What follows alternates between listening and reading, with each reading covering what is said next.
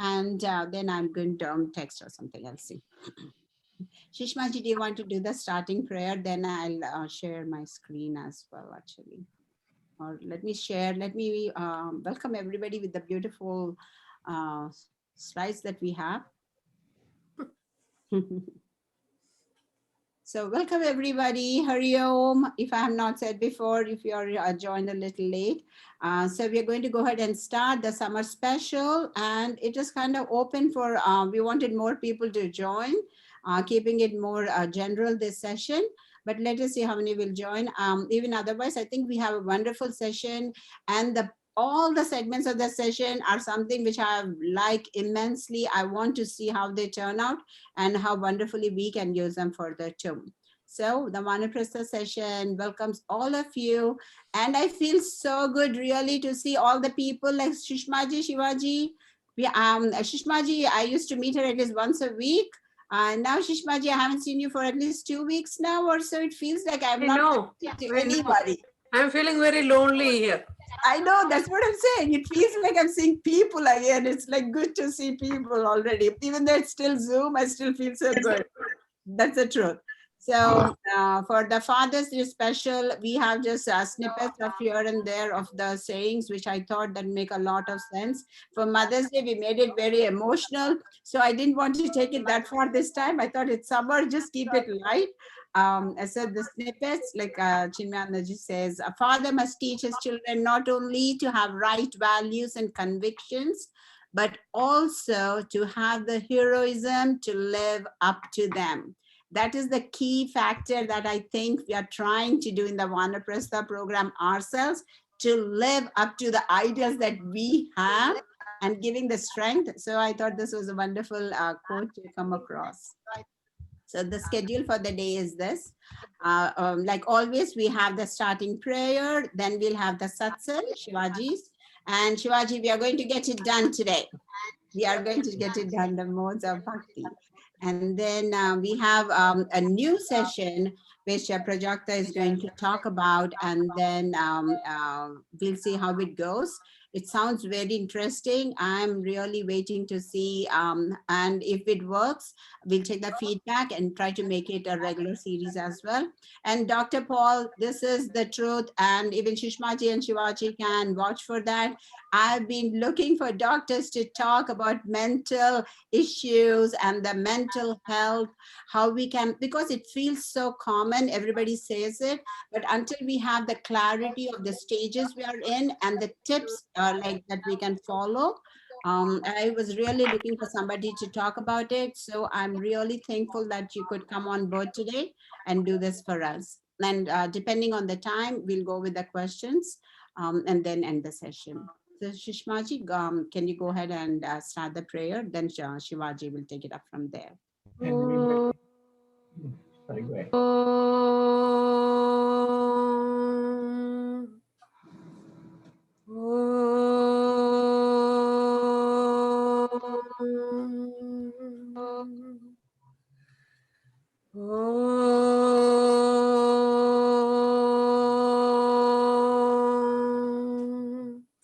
Om Sahana Bhavatu Sahanau Bhunaktu Sahaviryam Karavavahai Tejasvinavadhitamastuma Vidvishavahai. Om Shanti Shanti Shanti. Samasta Jana Kalyane Niratam Karunamayam Namami Chinmayam Devam Sadgurum Brahma Vidwaram.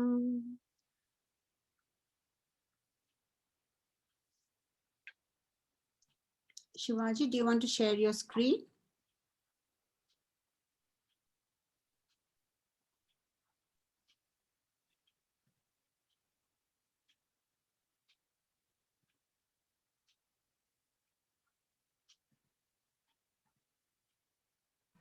Okay, are you able to see? Yes, Shivaji. Okay, great. Thank you. How much time you are giving me, Sujata? 20 minutes? We'll do 20 minutes, Shivaji. If we have left more time, we'll come back. We'll see all the segments and then come back if we have more time. Okay. All right. Let me just see this and okay. It's going to.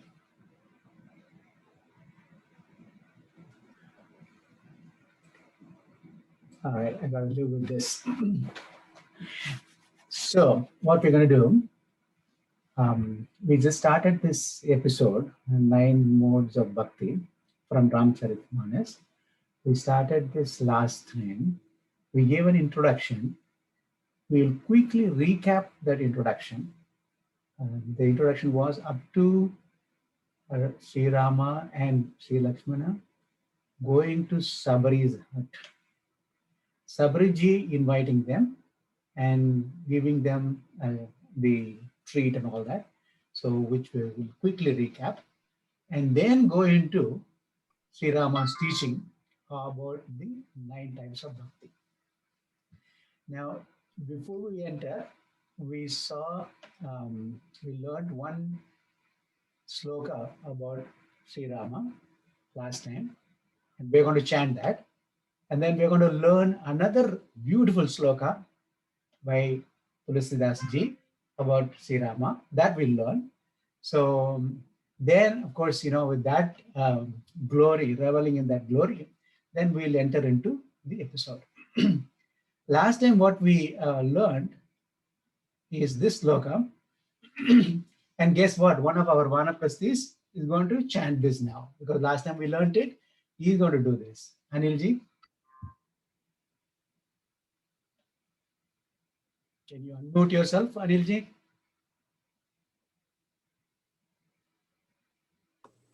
Yes, I forgot that. No problem. Hari Om. Hari Om. Neelambujshyamalkomalangam Sita Samaropitvam Bhagam Pano Mahasayak Charu Chapam Namami Ramam Raghuvansnatham. Great. Thank you, Anilji. So, Namami Ramam Raghuvamshanatham. So, we bow down to that Rama who is from Raghuvamsha and who is Neelambujshyamalkomalangam. Who's got, his limbs so strong and is so dark and blue like the lotus, and who is having Sita by his side and having bow and arrow in his hand.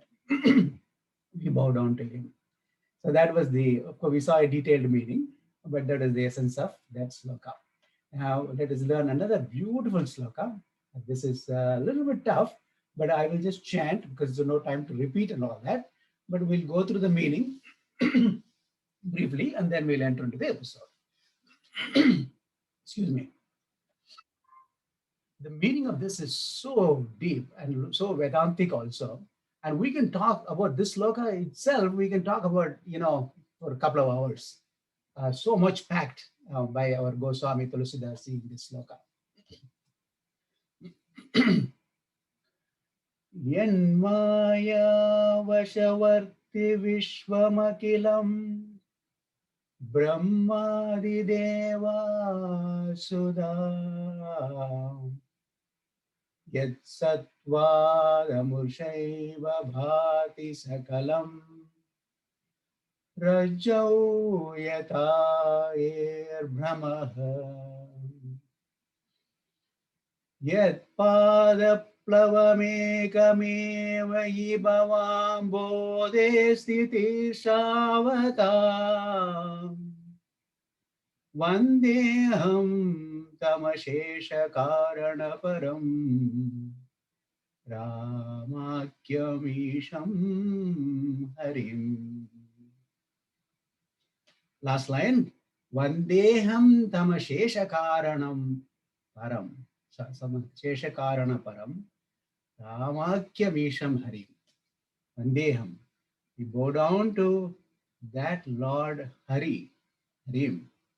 We bow down to Lord Hari, who is also known by the name of Sri Rama. And who is he? Tamashesha Karana Param. He is beyond the cause of everything. And he is, of course, the material and efficient cause of this entire cosmos. And he is beyond that also. So we bow down to him. And who is he? Because of his Maya. In Maya, Vashavarti, Vishwamakilam, Brahmadi Deva Sura. Because of his Maya, this entire universe, cosmos, Vishwamakilam, from Brahmaji to all Asuras, from Brahma, A to Z, everything is because of his Maya only is appearing. Is appearing as him as a substratum. Yet Sattva, the second line. Yet Sattva, the Mushaiva Bhati Sakalam, because of his presence, him as a substratum, the entire cosmos, because of his Maya, is appearing. How? Rajau Yathare Brahma.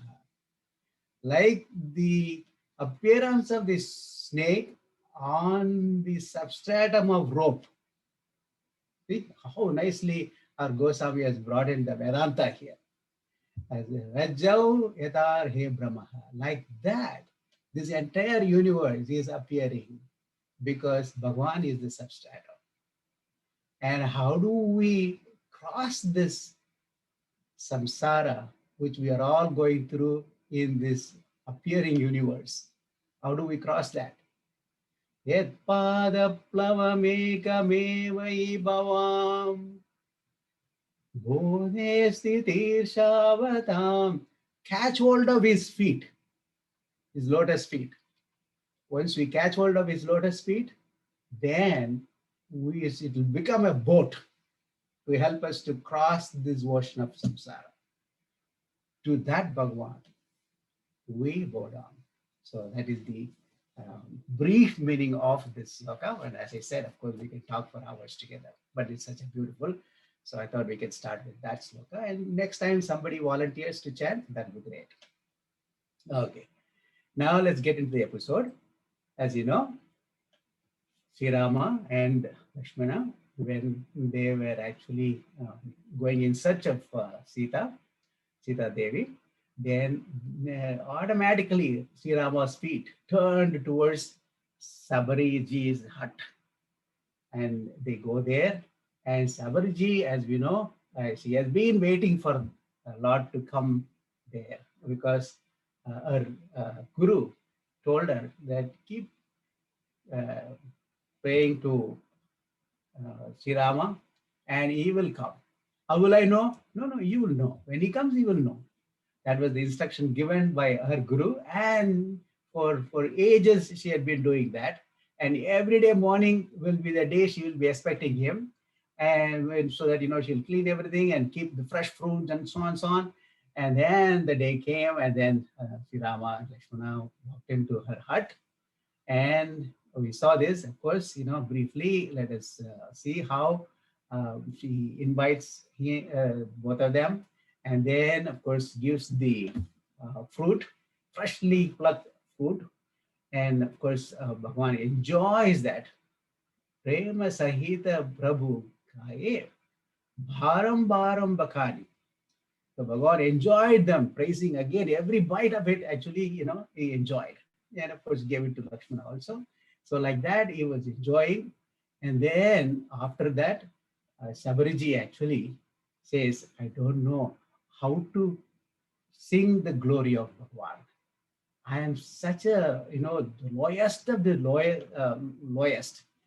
Adhama te adhama, adhama ati nari.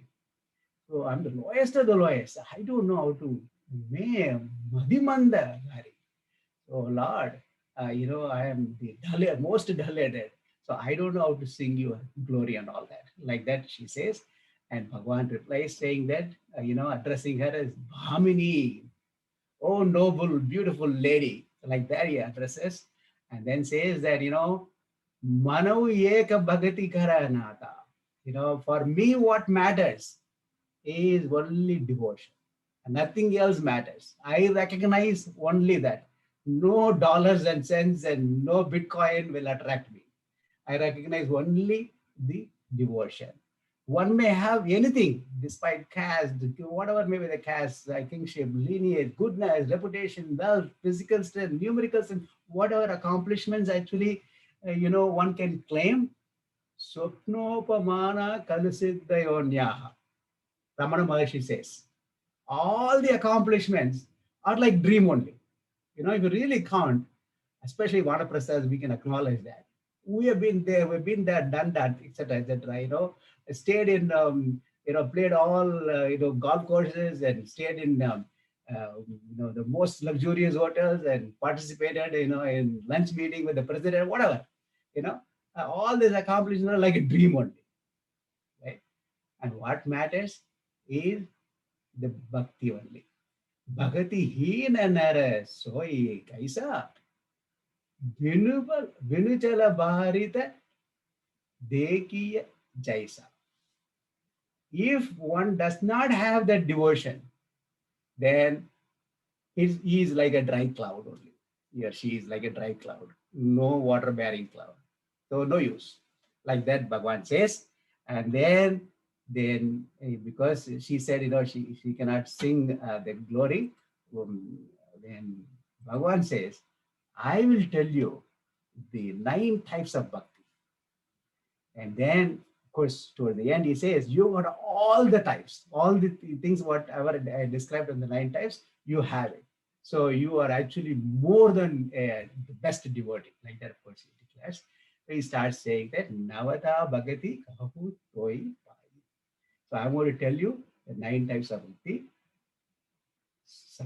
Savadan Suno. So listen carefully and enjoy them. And then he starts. This up to this, actually, we saw that last time. And we also listed the 9 types. We did not go into the details.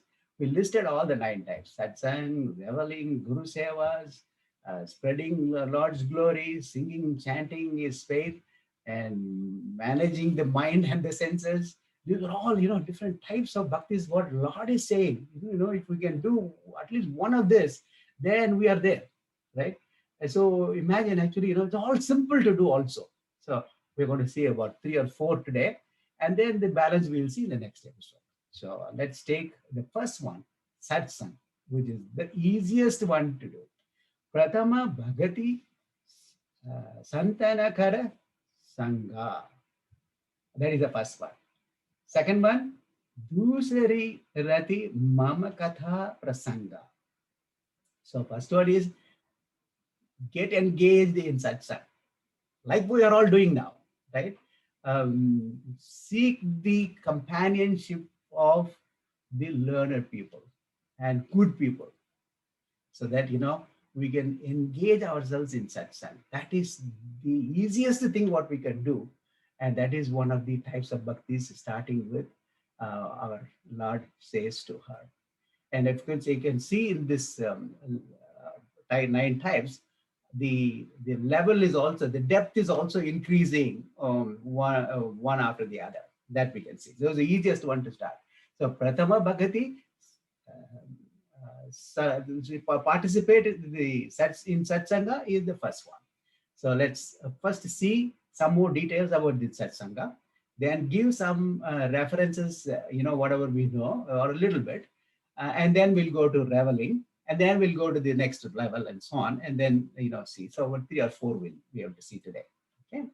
Now let's see Satsang. As I said, it's the simplest thing which we can accomplish, right? This is the easiest and simplest thing. This is by just being with the company of good people, noble people, right? And listening to discourses, whether it is, YouTube or recording, or just being in the study group, and reflecting the scriptures, it just helps us, to revel in the higher things and leaving the lower things. Otherwise, our mind is actually, goes on everywhere. And this way, we'll be able to identify, hey, how we were able to wrongfully spending the time. Now let's do the rightful way of doing. And that way it will dawn on us, and we'll see our own faults by being with the company of the good people, noble people, and listening to the discourses. And of course, it will also help us to develop the good thoughts that way. So that is the easiest thing to start with. But Bhagwan is saying that start with that. That's the first type of bhakti which you can do. And of course, we have several quotations from our Mahatmas. Starting with Adi Shankaracharya ji, he says, Satsang Sangasastu Vidhiyata.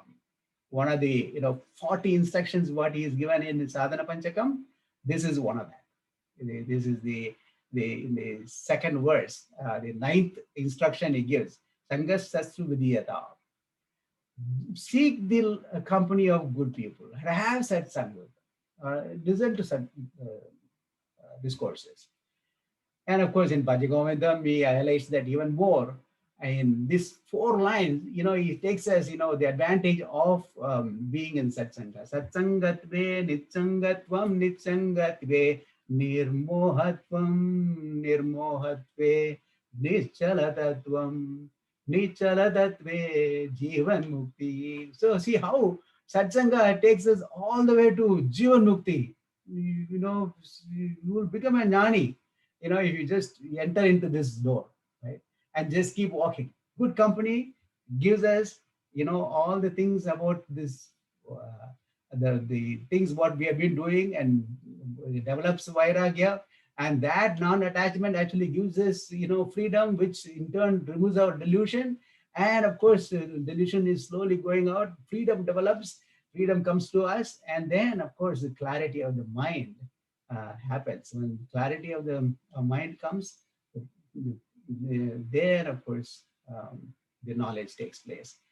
Purity of the mind gives clarity of the knowledge, right? So then of course lead you to liberation. So beautifully our Adi Shankaracharya says also the advantage of satsang. Of course, realizing that our Swami Chimayananda ji 4 or 5 decades ago itself, he said, participate in Jnana Yajna, form study groups, be part of any study group, and discuss. This is what actually is instituted, and his vision, is really paying off. We have now several study groups, and we have opportunity to meet like this and discuss and so on. So that's about the first type, satsang. Right? Now what's the second type? Revel. Revel in his glory. Revel in his stories. Vyasaji says, reveling in his tales, reveling in his stories itself is bhakti. He declares that. And our Kulasekara, some of us studied Mukundamala, he puts it very beautifully, wherever I am, whether it's this loka or that loka, lower loka or higher loka, or, hell or heaven, wherever I am, let me dwell on you. Diviva, bhuviva, mamastu vaso, narakeva, narakantaka pragamam. Wherever I am, in this bhumi, or it is in naraka or in surga, wherever I am, I want to dwell in your name. Who is that? Avadhirita Sharadaravindo Charanau te Maranepi Chintayani. Avadhirita Sharada Vira.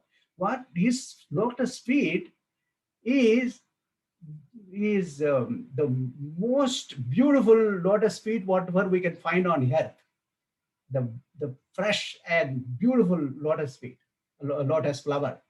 Any lotus flower, the best of the lotus flower what we can find, his feet is even beautiful than that, right? So Avadhirita Sharada, that lotus feet, Charanaute Bharanepi Chintayani. So that I want to dwell. So like that our Kulasekara Alvar says, and of course Narada Bhakti Sutta, some of us also studied. Sa Tasmin Parama Prema Rupa. So devotion is nothing but actually, supreme love to Lord. So that's what Bhagavan says in the second type of bhakti, reveling in his Lord. Okay. Now, having said the first 2 types, satsang, then of course reveling in his glory. Then he goes to the third and fourth. We'll just see this one and then conclude today. The third one is Guru Seva. Oh, beautiful. And also the fourth one is Spread his glory. Talk about his glory to others, right? And to yourself, When we talk to others also, we also talk to ourselves. So this is the next two types actually Bhagavan says. Guru Pada Pangaja Seva, Guru Pada Pangaja Seva, Disari Bhagati Aman. That is the Guru Pada Pangaja Seva. That is the Disari Bhagati Amana. That is the third type. Chauti Bhagati Mama Guna Gana Karavu Kapata Taji Gana. So spreading is glory, singing is glory, and spreading is glory, teaching others, or sharing with others is glory, is the fourth type. See, these types are all so easy for us to do, right? So serving the Guru, definitely, serving the Guru as if we would serve Lord. What happens if we do that? Then our doership, oh, I did it, that kind of thing, it dilutes, it evaporates. So when you serve your Guru as if you are serving the Lord, then you are serving the Lord himself, because the doership goes away.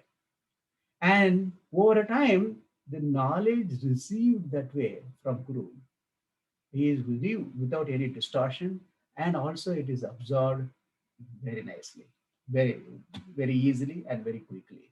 And that's what in many quotations, are mentioned here. And one is actually Shweta Upanishad.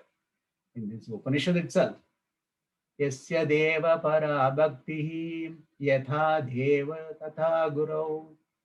One has a faith in Guru as if one has devotion to the Lord. To that extent, if one has the faith in Guru and serves Guru, then that sadhaka will definitely get the knowledge. That's the assurance from Upanishad itself. And of course, our Adi Shankaracharya also says, Guru Charanam Bhuja Nirbhara Bhakta Samsara Dasirat Bhava Mukta. Once we unconditionally serve Guru with faith, that will take us to liberation. Beautifully, our Adi Shankaracharya puts it in Bhajagovinda. So that is the third type of. The last one we'll see for today is reveling and spreading in this glory. Okay? So that is, how do we do that? Of course, we are all listening his glory. We're all, enjoying his story. And the next step is to share that with others. We are not only listening and learning and enjoying by ourselves, but also sharing it. It could be in the form of teaching. It could be in the form of, just telling the stories of the glory of what Bhagavan has accomplished, and various examples, what we have in Puranas, Itihasas, and all that, and spreading that glory, of Bhagavan. If we share, then that is actually the fourth type of bhakti. And that's what we saw in this sloka, what we just learned in the beginning, right?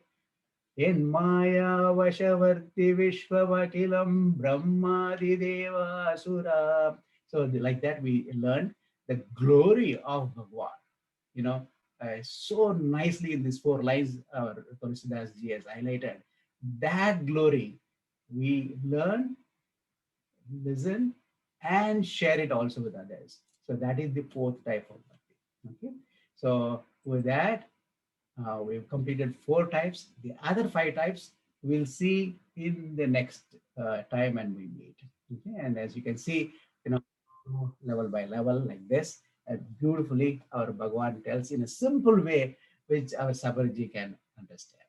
Okay. With this, let me conclude and then hand it over back to Sujata. Thank you, Shivaji.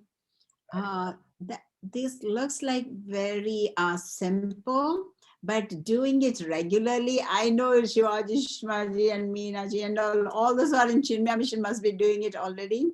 But I think trying to spread this to others and challenging them to do this. That's a key, I think, like spreading the glory and reveling in it. We do the satsang, but we are doing a good thing. That's one there, that stick. We did that.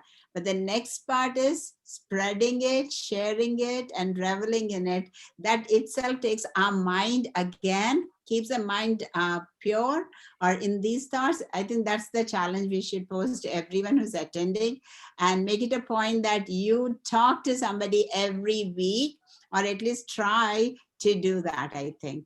And I can say I'm doing a little bit at a time, maybe one shloka at a time with the kids. I'm trying to do that. So this makes me feel good that I'm on the right path, Shivaji. That sounds good for me, actually. What are So you doing now, though? I am, no, satsang we are doing, Shishmaji. So You know what you're doing is also satsang. yes. And you are serving. Yes, I'm serving too, I think. Service of people is serving Lord of Lords himself. So. Yes, I think I am serving people. That is true. I'm thinking I am getting the benefit. I'm always thinking here I am getting the benefit of this session, actually. That is true. But I really think that is the key part. Doing the second bit also helps us be in the same mode of thinking and thinking at a higher level, actually. That's key, I think. All right, let's see what I have for in our slideshows, and then we'll see. So this is what we learned from Shivaji, is that any continent you're on, in any stage of life, what is one constant? Of course, there's a spelling mistake. There's a constant. So bhakti and devotion. That is what we are going to take with us and come back next week again for follow with the rest of them. I was literally waiting for this 9 more to go through this, actually, to see how far we are. So another tidbits again for the fathers. The quality of a father can be seen in the goals, dreams, and aspirations he sets, not only for himself, but for his family. That is so true, especially the Indian fathers, we can always see that. The heart of a father is the masterpiece of nature. So we are all, I mean, we means I can't say me, but yeah, the fathers are all born with it. You have it. So now I want to see a raise of hands. How many are there June birthdays? Do we have any June birthdays? Let me see. Let me go back here and then see in the gallery if we have June birthdays. Anyone? No June birthdays. Okay. Do you have anyone in the immediate family in June birthdays? Dr. Pol, okay, Dr. Shivaji. Dr. Pol, who is a June birthday in your yeah, family? my daughter Megan. She was an ex-former Palmyra student. Now she's in college. So June 6th, June 1st, sorry, was her birthday. Was her birthday. So we have one, Yes, Bhakti, her kid. And Shivaji, whose June birthday do we have in your family? You're on mute, Shivaji. Son Siddharth, is June 29th birthday, and he is also a Balavihar kid. Oh my God, Siddharth, the big Siddharth, the tall Siddharth. Yeah. Okay, Anil, who is the June birthday? Our oldest grandchild, my granddaughter, she'll be passing from tween to becoming a teenager soon. Oh my goodness. 28th. 28th. Oh my God, that's a big thing. So she's going to be 13. She'll be completing 12, so she'll be out of tweens. Yeah, that is so good. So this is all for your kids and your grandkids. And of course, I have my wonderful, beautiful niece whose birthday was just a few days ago, 10th, and we celebrated via Zoom like she's the most loving, caring, and she does hundreds of things for everybody. So I would really like this birthday to be dedicated. The song from Shishmaji is going to be dedicated to her as well. And Shishmaji, you're singing for Siddharth too. And also Raviji has, do you have anybody, Raviji, in your family? I thought you wanted to say something. No, I don't have anybody. Everybody is, majority of them are August and July. Okay. Okay. All right. Thank you. So in July, we are going to celebrate then. So more in July coming over. Shishmaji, let's sing for Siddharth. Let's sing it loud so that he can hear in the house as well, I think. And for all others. Yes. All right. Okay. This is composed by our own Guruji Swami Tejo Mayananda. I will sing that song and tell the meaning also. Janmadinamidam ai priya sakhe sandanotu de sarvada mudam prathayamahe pavasatayushi Ishara sada tvam jarakshatu punya karmana kirtimarjaya जीवनं तव पवतु सार्थकं जन्मदिनमिदम् ऐ प्रिय सखे सन्दनोतु ते सर्वदा मुदम्. And the meaning, if you listen to that, there cannot be a better way of wishing happy birthday. Oh my God, I thought I had it here.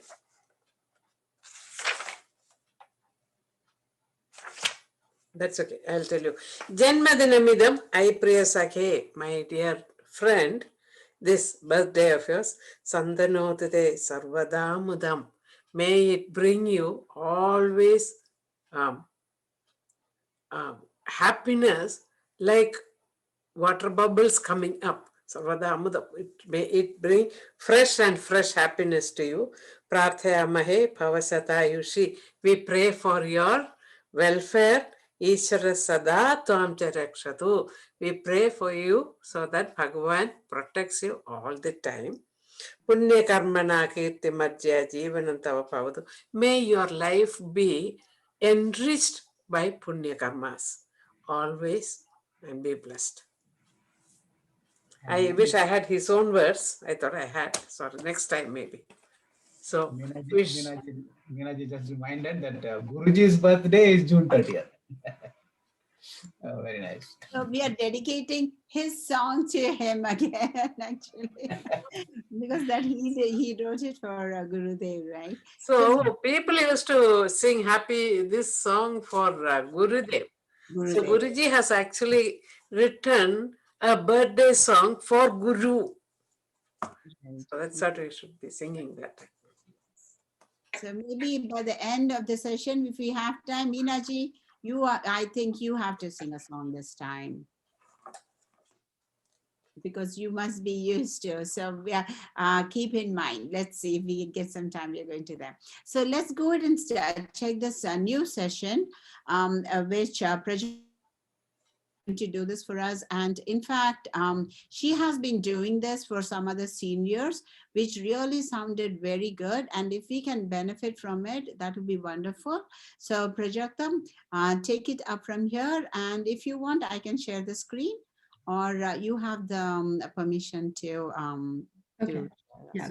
Let me just share my screen with you guys. Yeah. If you can't, let me know and I'll do it. Yeah. You want to give a 1 or 2 lines introduction about Prajakta? Prajakta, you have to tell us about yourself. Yes, I will tell. I'll just put this. Can you guys see the screen? Yes, we can see it. Yeah, let me just go it in the presenting mode. So probably it will be just a bit better.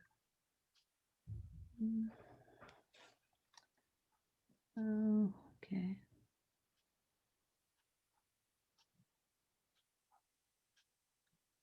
So I think let's leave it for here. It will be at the bottom, at the bottom of the slide.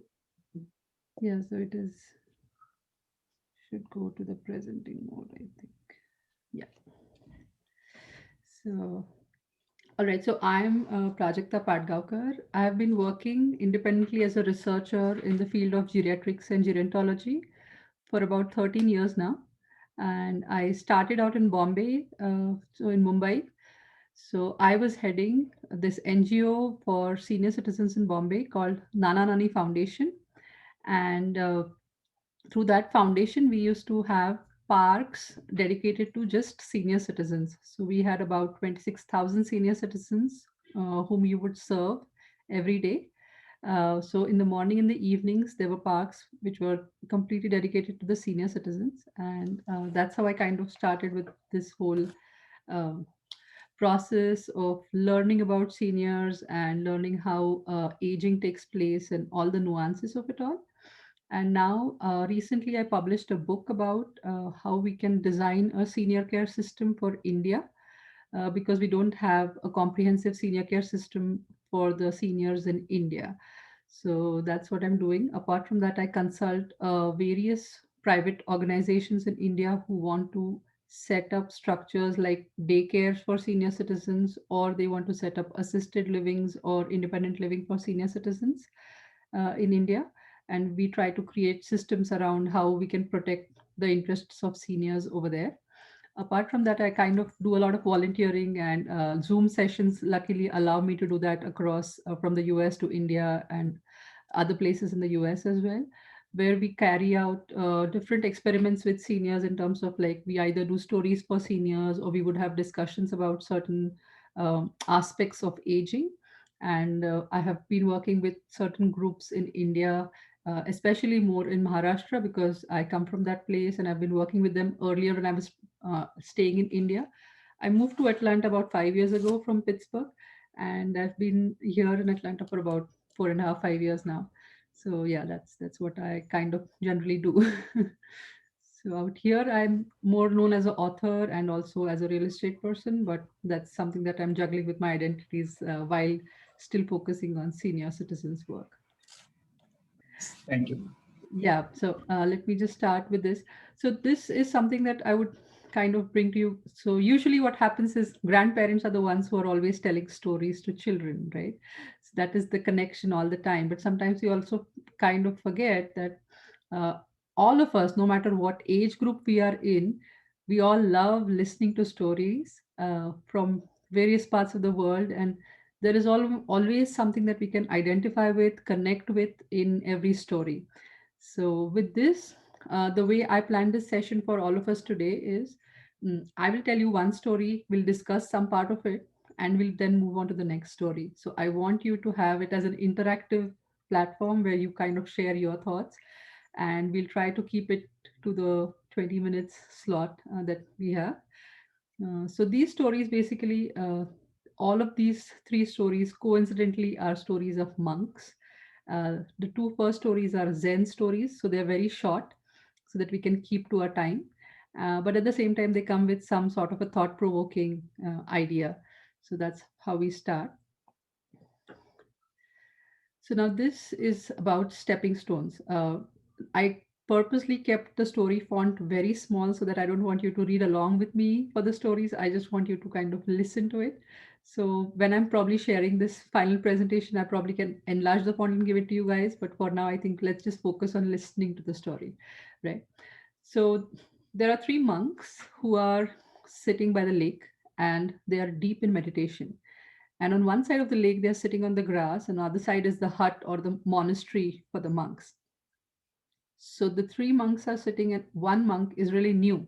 He has just joined the monastery. And while he sees that the first person is a little upset or fidgeting with his posture, so he's kind of thinking what's going on.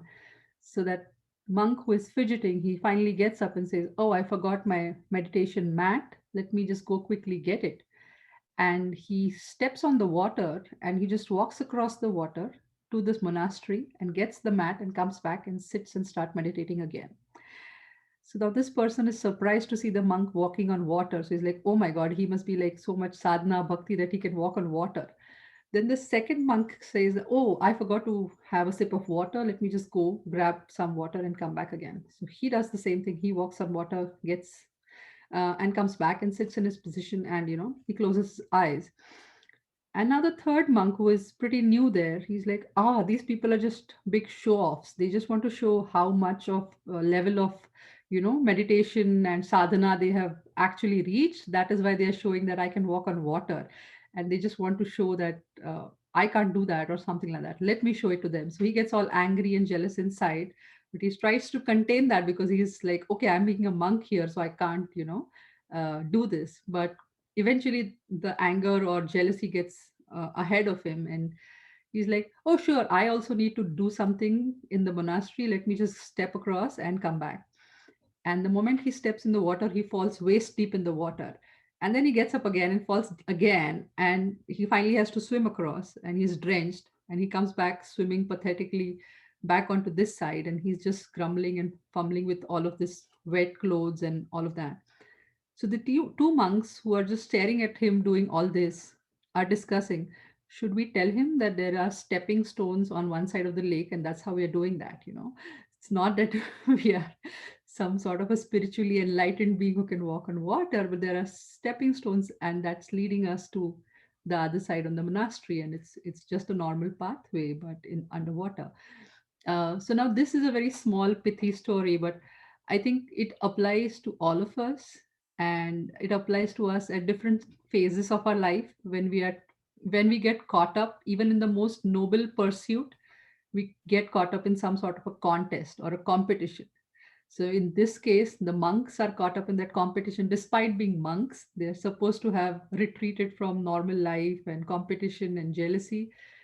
It still doesn't kind of go away from us. A lot of times it has some sort of a residual lining in our own bodies. So as much as we say that, okay, I'm beyond this now, I am beyond this in my age, I don't need to bother about how much wealth I have or how much success my kids have or whatever else it is, at some point of time it starts to nudge you all over again. And I think the story just teaches us that we need to be mindful that we are stepping on certain stones to cross this whole thing.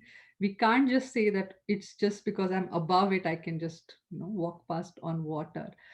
So yeah, this is the story. It's a small one, and I would like to discuss this with you guys. So do you believe in comparison? Not on the ideal answer that no, we don't believe, but yeah, when we self-reflect, we kind of get to a point that yeah, sometimes this happens to me. If any one of you would like to share something like that, or your thoughts about this story, or just these two questions, that would be really interesting.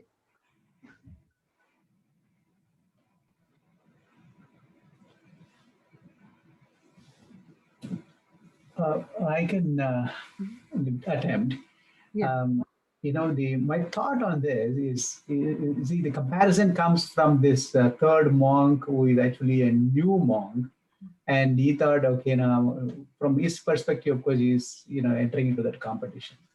But I was thinking, actually, the other two old monks who had been there for a long time, who knew that actually there is a stepping stone, who knew that actually this monk is a new monk, who may not know about the presence of stepping stone. They should be actually compassionate enough to educate the new monk. Hey, there is a stepping stone. Like that, they should come forward. That should have been the case. Right. Yeah, that's also another way of looking at the same story. That's true. Can I suggest something? Can I say something? Sure. This is Ravi. Yeah, hi Ravi. Okay. What I was thinking was the monk being new could have very easily asked the other monks, hey, I'm amazed. How did you walk on the water? Yeah. That's the simplest question, because that is where the humility comes into place, instead of getting angry and jealous. So that's one of the values which, as a monk, you can develop that. It's kind of hard in the beginning for a lot of people, but then I'm supposed to know this is the kind of thought he had. Instead, he could have gone to them and said, I saw both of you walk. How did you do that? Is there any trick to this, or it's through your sadhana? They would have told him, no, we are not. I still remember the story. Ramakrishna Paramahansa said that I can walk on water. Somebody told him, and then he said, why do I want to spend my energy and whatever I have done on this? I can give this boat guy charana, and then I can have him take me across. Just basically the idea here is that why did he want to even do this? Be like them. Instead, he could have asked him, how did you do this? That's the simplest thought. I thought it's the answer waiting to be given by them, because they thought, the other monks thought, that should we tell him? Maybe if he had asked for that.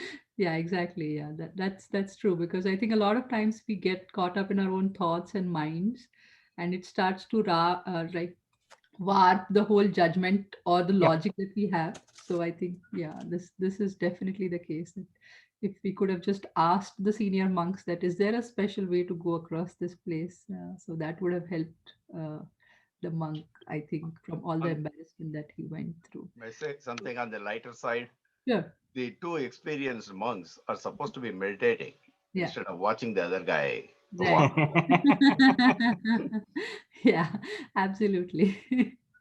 For me, what struck me is like in the beginning when you said they were fidgeting, I'm like, what are they doing instead of sitting and meditating? Actually, right? This guy is watching them, but why are they moving and focusing on the things they need to begin with? Like, they are not doing what is above them in the higher range, right? And this reminds me, like, the success stories that like Amazon or anyone you take, like, he's a millionaire, billionaire. Oh, he's a college dropout. There is a big difference from the college dropout to when they have become millionaires and billionaires. No one talks about what is in between. They are like, oh, even a college dropout can become a billionaire once he's a billionaire. But that's not what is the whole point. The whole point is the whole hard work or whatever they have done in between and gone through that they have shared here. The same thing, I'm thinking this guy is like just thinking, oh, they just walked and came back. But how did they reach there? Let me do the hard work first. The competition is only the superficial level. What is behind it?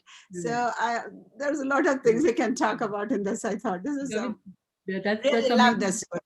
Right. But yeah, it's like with Zen stories, we can unpack them in so many ways and many layers, right? The stepping stones are slightly underwater. Even that part you can just unpack in so many ways to understand for us. And that's what I like about them. They're so small and pithy, but they're packed with so much wisdom that we can take each sentence and, sit and unbox each meanings and wisdom behind that story. But yeah, just coming to our second question, do you actually believe that competition will help us progress, like to become either successful or better human beings, or whichever way we look at it as whichever like matrix we kind of set it to? How do you think does that? Absolutely not. Competition never helps the person nor the other person. Never. But for children, we encourage competition because they are children. They can see the others and get motivated by others and will be able to rise above themselves. Right. That is the idea. Yeah. But when it comes to adults, if it comes, it's destroying themselves as well as the atmosphere around. Yeah. But I think a lot of adults kind of get stuck in that mode of childhood where they're in competition, constant comparison.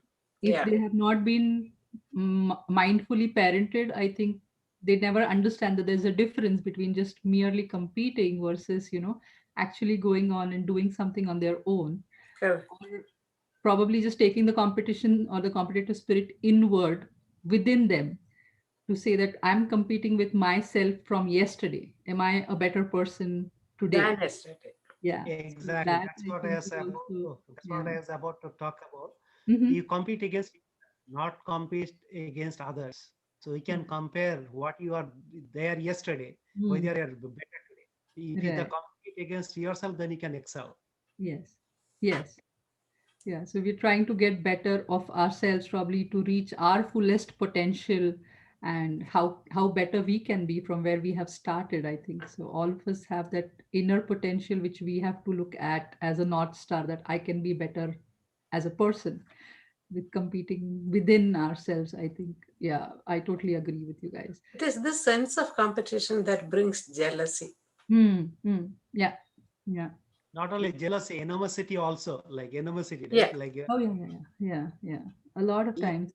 I think it stops us from seeing the person as a person, and also stops us from loving and accepting the person as a person. It's always going to be that this is my enemy, or this is someone I have to leave behind. That kind of a spirit starts to creep in for a lot of us. So yeah, I think it's very interesting. Does anyone else have something to say about this It's very story? nice. I think we can talk a lot about the competition. Yeah. I So think actually what Shishmaji even raised. So if we are teaching the kids to be competitive, how do we leave that behind? Because what we are taught is who we become too. So there is a slight distinction. I think I would like to take this up at the end again if we have time. Let's Prajakta, let's keep the other story to the next time. Let's go to Dr. Pol and let's see what he has, and or we will do it in the next session. I think it's a real wonderful session. I really loved it.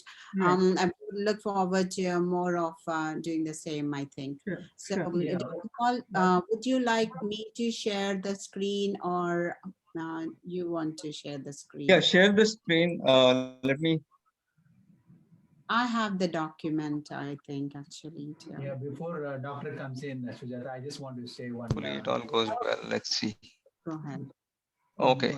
Can you see this now? Yeah. Okay. No, actually, no. I have my own set. So hold on 1 second. So you can exit that. Yes, please. Yeah. Hold on 1 second. Yeah, Shivaji, you can go ahead while there's. I just want to say one or two sentences. Just on the lighter side, what when she was showing her slide, she was saying that the font is very, very intentionally kept small. So I remembered Guruji's joke. His definition of senior is one who cannot see near. So our idea of keeping the font was applicable. That's what So can you hear? Yes, Dr. Pol, we can hear you and we can see your screen as well. Okay, wonderful. So let me start with my slides here. That was a very good presentation by Prajakta ji, a very thoughtful story. So it's a good that we are talking about seniors, and we are all, especially the ones who are 50, 55 plus. It applies to a lot of us. There's never enough wisdom to go around. So even the monks don't have wisdom, and that's, I think, one of the things we can pick up from that. We assume everybody else is smarter than us, but it's not always the case, and everybody's smart in their own way. But it never hurts to ask for help. I think that is one of my takeaways from that. Like, how did you do this? It would have just been simple to ask, how did you manage to get across, right? So let me just tell you a little bit about myself. I have done a presentation before for Balvihar, also for meditation. This was a few years ago. I had given a talk on meditation. So I am a psychiatrist. I'm in private practice. I'm from Mumbai originally, and I did my fellowship here at Emory for child psychiatry. So I primarily see children and adults. So when I was asked to do this talk, my expertise is not in this age group. I don't see that many clients in this age group, but it doesn't have to be psychiatry based what I'm talking about. It's primarily, we are all aging, we are all going to age, and the end point is death. That is inevitable, and as they say, death and taxes you cannot avoid, right? So we can think about how we all go through this process in a healthy way as much as possible, right? So my kids have been through Balvihar, and very positive experience, very, very stable foundation from Balvihar. And I think one of the perspectives was Father's Day is coming up next weekend. And one of the things somebody quoted before is, as parents, our job is to give firm roots to our children and help them develop wings so they can fly. So we are all fathers and parents, mothers, going through these stages of life. And how do we evolve as we get older, right? So our job is to, which Balvihar helps a lot with, growing that foundation for the children, the roots, and then as they get older, how do we let go of them? So I'm going to touch on some of these points here, and we can talk about stages of development. So when we all, we have children at home, we have children in our families. So when we look at children and how they grow up, typically we are used to the physical growth of our children. So as our children are growing up, we are constantly asking the pediatrician, when will my child walk? When are they going to talk? When are they going to crawl? How soon will they be in school? So those are different phases of development. We are all familiar with that. We are all hyper focused on the child's growth. What is the child's height, what is the child's weight, how much are they going to grow, what height they're going to be. And typically all that physical development typically maxes out at the age of 18 or 20, right? The human brain will keep developing till age 24, 25. But that is the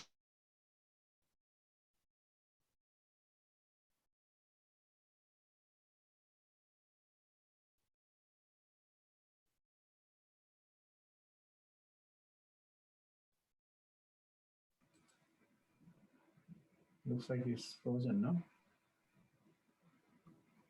Dr. Paul, yeah, it looks, I thought my computer. more than 100 years ago. So, yeah, you can hear me, right? Yeah. Well, last few seconds we were not able to hear. Oh, sorry. Okay. Let me check. Okay, okay. If it happens again, let me know, please. Okay. So Erickson is one of the psychologists who came from Denmark, and he is very well known in the field of development, and his stages of development are amongst the easiest to understand. So he has laid it out in easy to understand language. And this applies, when you listen to Freud or you read his books, a lot of that is very difficult stuff to digest. And if you try to read as a layperson, Erickson is the one who stands out, who can actually, you can apply this in common life, in day-to-day life. So he came up with these different phases of development, and each phase applies for a few years of each person's life, and you build upon that until the end, which is the final phase, which is integrity versus despair, which is in old age. So each of these phases applies to that age group. And if you can pass through that period successfully, then you move on to the next. So when you're, let's say there is a child who is like, let's say 1 year, but if the parents are not available to take care of that child, then that child is psychologically damaged. And that can lead to problems later on in life. Or if you have a teenager in the stage of industry versus inferiority, you're trying to have a identity versus role confusion for a teenager up to age 20 years old. It's the teenagers who are lost, who are confused. Who am I? What am I going to do in this world? What kind of career I'm going to have? What kind of social relationships do I have? If these children or teenagers cannot develop appropriately through that phase, then there is more problems in terms of social and psychological adjustment. And then that can lead to problems even into adult age. Some of these individuals will not go on to develop relationships or positive or healthy relationships as young adults, or they may struggle as in their careers. So these phases build upon each other, and we lead to the last two phases, which is our focus for today. And so our job is to talk about our age group. Let's say anybody who's over age 50. Not everybody is age 50 plus in this group, but assuming that you have a person who is in the middle adulthood age. So Erickson defined this stage as the stage of generativity versus stagnation. So a lot of, we can identify this phase as sort of the noon phase of our life. So it's like the midpoint. And by generativity, he means not just being productive or trying to generate more money or do well in your career. It's also looking at how you can guide the younger generation, how you can lead other people and lead them successfully, whether it is being a successful parent or whether you're in your job and you can lead younger people. But generativity means, can you actually diversify? Can you do different things? But also, if you look at the parent's role, it also includes the job of taking care of family, being able to multitask as a parent, whether it's a father or a mother, whether it is taking care of children or taking care of the job, being able to multitask, right?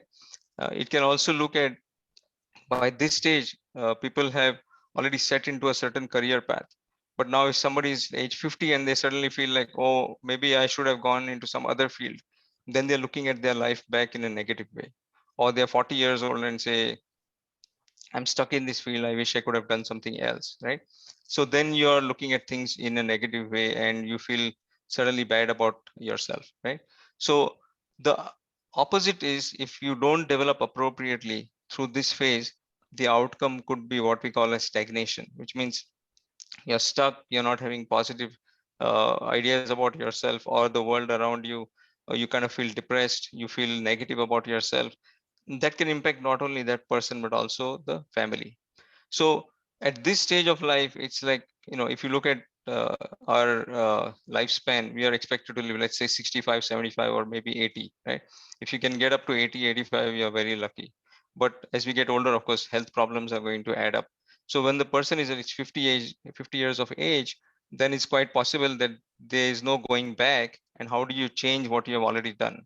So Erickson said that we have to develop positive behaviors and maintain positive behaviors in this stage. So this is also the time where, if somebody is 55 years old and their children have grown up, they're about to go to college, and they're leaving the house. So if it's a parent who has been sitting at home taking care of only the children, now the children have left the house, there's a risk of that empty nest syndrome, as we all familiar with, right? Where the person suddenly has nothing to do, the spouse is working, then this one parent is sitting at home, and that can lead to, so if this person is not positively occupied, that can lead to itself depression and feeling negative. And by that stage, typically most of the children do not need their parents. And it's not uncommon for us to see our children who go to college. They will be in college and you call them and say, how are you doing? They'll say, oh, I'm doing fine, why do you keep calling me? This happens to all of us, right? The children want to grow up on their own, they want to be independent. So going back to what we discussed originally, the children want to be independent, and how can we allow them to be independent on their own without meddling too much into their life, right? But as parents, we are definitely going to worry about them and think about them constantly. And it happens a lot, especially if we are living in the US. Our parents think about us when they are in India, right? They still don't stop worrying about us. And I remember when my parents were alive, when I used to go to India, or even on the phone when I talk to them, they'd still ask me. I'm 50 years old, but my mom would still ask me, how have you eaten your food today? That's just parents, right? That's how it is. And Indian parenting is that way. They kind of meddle into your personal business, but in a good way. There are a lot of good things that come out of it, right? So, and I tell my children the same thing, that you get the Indian package here. So when we ask you all these questions, then that's the Indian package. You get love, care, you get food, everything is prepared for you. But that's part and parcel of the whole package. So when we call and you ask you, how are you doing? Don't be negative about it. It's just that we are just trying to keep contact with you, right? So at this stage of our life, in the middle adulthood stage, we are also looking at, we are the sandwich generation sort of. So you're taking care of children, you're worried about their school, their college. On the other hand, you have elderly parents, and how do you take care of them? So if you're sitting in the US and your parents are in India, you start worrying about them. If you have somebody over there who can actually take care of them, that's much better. But if you do not have anybody, then you start worrying more and more. And how do you keep contact with them? Especially in the time of COVID, it has been very difficult. I'm sure there are a lot of children here, adults here whose parents are in India. And I know one of my friends, his mom and the whole family got sick with COVID, and he couldn't even go and see them because, if you go there, what if you cannot come back, right? And he's a doctor, so he cannot not see his patients over here. So he was stuck. Fortunately, everything went well. His mom recovered, but that worry is constantly there, and we have to adjust as parents. So this stage of life, if things don't go well, like age 40 to 65, there is what we call as a midlife crisis, where people do things recklessly, impulsively. There may be maladaptive behaviors, like there may be use of alcohol. In some cases, some people may resort to using drugs. I don't see that happening in Indian community, but alcohol use is definitely there, and it's a kind of a uh, uh, bypass. It's like a way to escape from the responsibilities or the difficulties that person is facing in life, right? So midlife crisis. You can also see divorce rates. I mean, especially in the population here, it's not uncommon to see in this age group a lot of divorces, because the spouses, they are kind of conflicting with each other. The children have grown up, and suddenly one spouse says, I'm tired of this marriage, I'm leaving, right? And then the poor woman, typically this is what I see. The poor woman who has been the mother or the housewife, she has not held a job for 20 years. Now suddenly she is divorced, she has to live in a different home, or then she has to look for a job at that age, and it's not easy. You can also see divorce happening in, you have seen the case of billionaires couples getting divorced, right? It's happened in the last few months. So it just means that even though some people have money, it doesn't mean necessarily that it's going to lead to happiness as such. As we discuss in Bal here, it's not the ticket to happiness, but there are different factors involved in these situations. In case of the midlife crisis or the divorce, and again, uh, if we can navigate this stage successfully, then we can move on to the next phase, right? So the next phase is, of course, late adult age, which means the last phase of life. And this would be the age 65 and above. And again, in this population, now typically Caucasians, Americans will live much longer compared to Indian population. So they say that they might live 5 or 10 years longer than us. So we see people who are like 80 years old, 90 years old in very good health.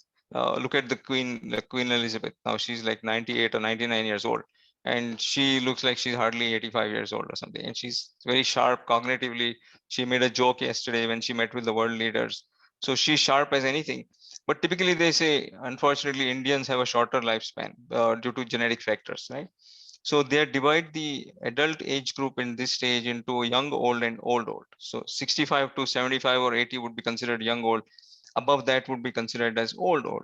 So at this stage, of course, our body is going through a lot of changes, and we have to understand that biologically things are going to change. Things are changing at the cellular level, things are changing at the muscular level and the bones. The muscles are not as strong as they were, muscle mass may decrease, cells are not as robust as they were before. There's also, as some people get older, they might actually shrink in height, not like many inches, but they might actually lose in height a little bit. There's change in special senses. So hearing and vision is affected. So we can see when you talk, it's not uncommon to see run into old people and they like a husband and wife and they're talking loudly with each shouting at each other, but that's not really the case. It's just that their hearing has depleted and they're not as sharp as they were before. Same thing in terms of memory. We can expect that memory will decline as time goes by. By the time a person is 90, 95 years old, it's not uncommon to see dementia at that stage of life just naturally. It's not like a pathological phenomena, but just the brain is not keeping up, and not able to store all that information. So uh, the memory issues as they come up, it's not uncommon for people in their 50s, 60s to start noticing that they're losing some of that cognitive ability. And so long as it is not a problem in terms of their day-to-day functioning, then it's not a major issue. But if they start having problems like they don't lock the door of their house, or they don't turn off the gas, or they forget something important, then it becomes problematic. So some of the cognitive decline is normal and to be expected. If it becomes pathological where people start noticing that this person is having major issues with memory, then it's better to get it checked out. The same thing from a cardiovascular standpoint, kidney perspective, everything is kind of tapering down at this stage of life, right? So it's not uncommon to have a lot of health issues. So Erickson again looked at this stage of life and he said, this is the phase of integrity versus, one second, hold on. Yeah. Despair. So integrity means how can this person look back at their life and look at in terms of how much, how positive they feel about their life, right? What is it about their life that they can appreciate? Or if it doesn't go well, then there's a lot of anxiety that develops in this population. So if you can look back at your life and say, I had a good life, there were lots of hits and maybe a few misses, things went well, you can put it in positive perspective. I was a good parent, I did well at work, I did the best for my family. Then that means you have successfully maneuvered through all the earlier phases and got to this last stage where you can have a positive outcome and think in a positive way. People also realize that time is running out, right? It's like a battery. So you can say, okay, now I have 20% left or 10%. We always, of course, we don't know how much battery we still all have left in us. Nobody knows that, right? That only God knows. But the final reality clicks in that, oh, when you start, when people are, when you talk to people who are 70, 75 years old, they'll say, oh, now one of my friends, he passed away. Or this classmate of mine, he died last week. And as you get older, like when I used to talk to my parents in India, constantly they would talk about, oh, this person in our building, do you know this uncle so and so, he was 85 years old, now he died last week. So you constantly hear these stories of people passing away, or somebody is very sick or in the hospital. So that reality that, you know, there is a finiteness to our existence, right? I think all good things must come to an end, as they say. So if you have successfully resolved these phases and gone through the crises and appreciate the good that has been given to us, then that means we know that we have gone through quite well through the different phases of life. So there are different aspects, of course, to this age group, with the socioeconomics. You know, have you saved enough money for retirement? Are you going to struggle in retirement? Do you really have to depend on your children to take care of you? And that's not always easy. You cannot count on that. Not necessarily that the children may be as successful as you, or you know, they may be able to support you financially. The aspects of retirement, you know, some people it's hard for them to retire. My dad, he used to work a lot. I mean, he was an engineer and he used to work every day 14 hours a day. And in government service in India, they tell you you have to retire when you're 58. So now at age 58, he has to retire and he's at home now. And my mom was not used to him being at home all the time, right? So now he would to start meddling with her in the kitchen and say, I can help you with this vegetable and I'll do this. And she would say, no, no, no, no, I'm doing it. I know what I do. And then again, that leads to like an adjustment, right? How do you manage that adjustment, that transition? So then he started to develop, you know, he was a very social person. So he kept up with his social networks and used to volunteer in the community and help out people in the community, the younger generation. And then he found his own niche, and that was his way of managing the retirement. But if somebody just sits at home and then there's a clash at home and the wife says, hey, I'm not used to be around, you know, having you in the house all the time, then it's like a constant balancing act, right? Then we also have to think about long-term care, especially in the US. Who's going to take care of us? I think this is happening even in India, because children move out of town, out of state. How do you manage all of this and plan? So, you know, it's not guaranteed that the children will be able to take care of you. They will uh, they will assume that, you know, you have made some arrangements for yourself, or you have to kind of think about along these lines that if I am 80 years old or 75 years old, where am I going to stay? Who's going to take care of me? Because there is no, it's not a given that children will be there to manage you, especially if they have their own family to take care of. Then that's like that old this thing. So you know, coming from Mumbai, there is a famous Marathi play. I think Prajakta ji might be familiar with it, Natasamrat. So Natasamrat is a drama, Marathi drama that I used to watch in Mumbai with my parents. They used to take us to these dramas, and very famous drama about this couple gets old and their children are successful, but as they get old, the children neglect the parents, and that whole drama is about how this old couple lives and reminisces about the past. And it's a very sad story. You cry at the end, and then you wonder how can the children be so sort of not nice to their parents. It's a very emotionally driven drama, but this is unfortunately, as the emphasis on old age, and as Prajakta ji was saying, you know, we need to pay more attention to our elders, and that's something where we neglect. We pay more attention to like children because they are young, they have a lot of energy, but when we run into old people, we have to spare a thought for them and give our time to them. Yes.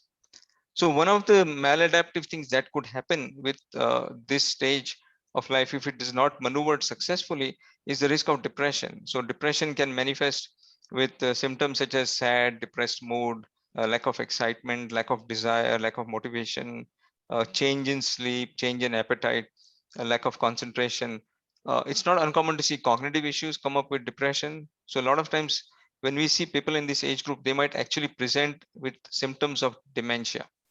uh, and these people think that they have lost their memory, they have dementia, but if you screen underneath the surface, they actually have depression symptoms, where the cognitive abilities have been affected significantly. And if you spend more time and look for it, then this issue of depression comes up, which is much more treatable. So that is known as pseudo dementia in this age group. But depression is not totally uncommon. The suicide rate is still quite high in this country for elderly population. And a lot of times that may be related to loneliness and isolation, not always necessarily related to financial issues, but social aspects of life. So it's not uncommon to see, you know, the children have left, the elderly couple is living on their own. So for them to have like companionship of a dog at home, those type of things. It's not uncommon for us to see older American couples here going for a walk. They have a dog with them, right? So that kind of that companionship makes a difference. But the involvement in community definitely makes a difference. So again, at this stage of life, we are dealing with death, dying, and bereavement. Dr. Elizabeth Kubler-Ross, she is the one who came up with the different phases of grief. Means when you lose somebody, how do you maneuver that process, right? So at this stage of life, we are dealing with health issues. So suddenly there may be a heart issue. Suddenly there may be a lung issue, or diabetes is getting worse, or the doctor says you need to lose weight, or your blood sugar is going to keep going up. And then there may be something happens to a spouse, or somebody falls sick. Even children may fall sick. Your own adult children may be suffering. You don't know. So when there is death, or there is something significant that happens, you lose somebody, then you go through these different phases of grief. First is denial, where you don't believe, or let's say somebody has a diagnosis of cancer and they know that they have maybe 1 or 2 years left to live. Then there may be denial about that, that, oh, I don't think it's happening to me. This cannot be happening to me. Or there may be anger about the situation, like, why did it happen to me? Then there's bargaining, which means pleading to God, or saying, I will do anything. I want my life back. I want to feel healthy. And then there may be a phase of depression, where the person feels kind of down and unmotivated. And then finally there is acceptance, that okay, this is happening, it is happening to me or to my loved one. And how do you get to accept that? How do you come to terms with that, right?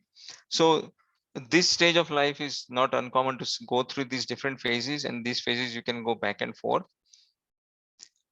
So some quotes from a couple of famous people. One is from Ingrid Bergman, famous actor, saying, getting old is like climbing a mountain. You can get a little out of breath, but the view is much better. So again, this person is putting it in a positive perspective, right?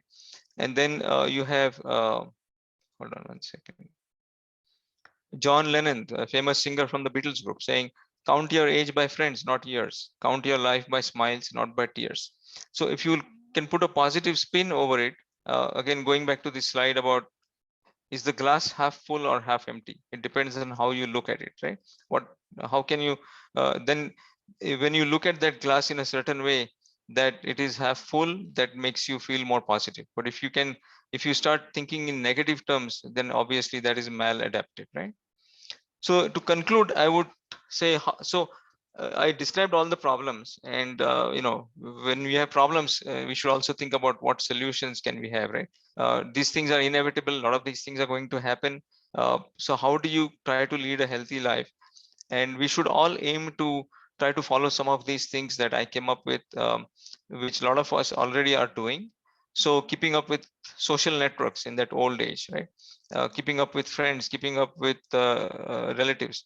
I know my parents, they used to come to visit here, but they were not really happy here. You could make that out, because when you have lived your life for 50, 60 years in India, when you come over here, you don't have that same social networking, right? It's just not going to happen. So given the choice of having to stay here, they would say, no, we are better off being back over there. Because when you go to India, you can see how my dad would go for a walk. Then in his walk, he would meet all his friends of his age, and they would hang out for 1 hour, 2 hours. And then you would come back rejuvenated, not just physically, but mentally also, right? Then volunteering or mentoring. So volunteer activity. My father-in-law and my mother-in-law, they are in their late 80s, and my father-in-law, he's like 90 years old. And until 5-10 years ago, they were actually volunteering themselves in an old care facility in Brooklyn, New York. So they live there. They're from Bombay, India, but they are in good health. So they actually were volunteering on their own until 10 years ago in an old age facility. And they would get to spend time with these elderly people, and they would feel good about themselves, and they would love that experience of helping others. Then bonding with the younger generation. We always talk about the generation gap, but if you look at the younger generation in a positive way, then a positive outlook, it helps you to understand what's really happening in life, and what's going on. It keeps your mind intellectually stimulated also, as to what are the new things that are happening out there. Staying healthy physically, mentally. We Indians are at risk for heart and diabetes problems. Those are two factors that are most common to Indian population. So how to stay physically fit? And then mentally, of course, trying to do yoga, meditation, spiritual foundation, which is what we are doing with Bal Vihar, right? If you can maintain that. So I think the good thing is Bal Vihar because it's for children. But as parents, if we are actively involved, we are going to get a lot out of it. And as Sivaji ji was saying that, the satsang and getting together, that oneness and meeting with the like-minded people, that makes a positive difference. Just that positive energy that flows through, that can make a big difference.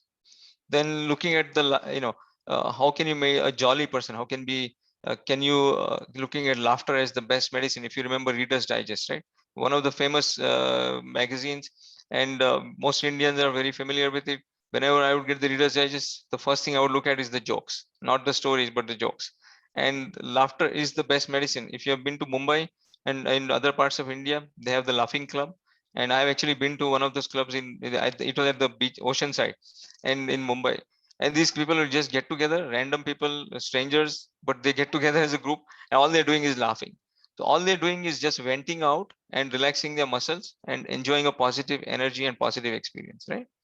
So, and again, the other thing is, I think of it as like, we all are like a battery. So do you want to be like a one-time use battery or a rechargeable battery? So a rechargeable battery will definitely extend your life, right? That's my thinking, that keep rejuvenating yourself, go on vacations, meet with family, meet with friends.